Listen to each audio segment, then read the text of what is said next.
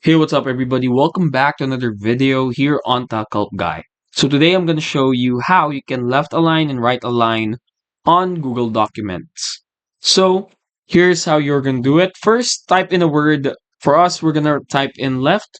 And then here on the tool or on the ruler, this is called the ruler, on the upper part of Google Docs, you want to press on this and then select add right tab stop.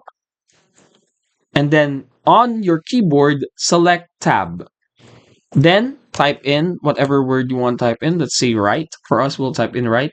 And then drag the stopper all the way here to the margin end. And that's it. Now that's the stopper. And now you can type on both sides of the screen or both sides of the page.